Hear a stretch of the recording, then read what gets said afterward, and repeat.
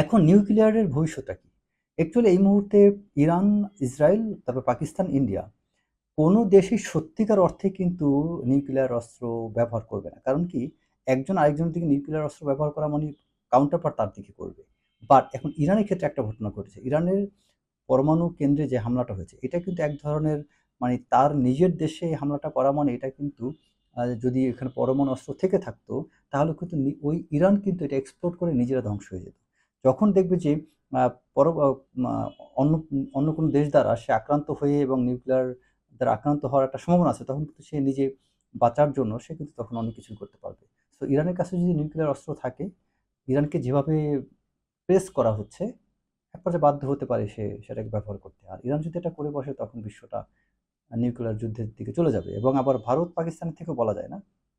কারণ ভারতের পলিসি হচ্ছে ভারত আগে আক্রমণ করবে না। আগে নিউক্লিয়ার অস্ত্রটা সে নিক্ষেপ করবে না। বাট পাকিস্তানের ক্ষেত্রে কিন্তু পলিসি ডিফারেন্ট। পাকিস্তান যদি নিজের আ মানে ইনসিকিউর বা সে যদি মনে করে যে আমি এখানে আ আমি পারছি না বা আমার অনেক বড় ক্ষতি হচ্ছে, সে রিটালিয়েট করার জন্য পাকিস্তান কিন্তু আগে নিউক্লিয়ার অস্ত্র ব্যবহার করার চান্স আছে। এটা কিন্তু পাকিস্তানের ন্যাশনাল সিকিউরিটি পলিসি অনুযায়ী।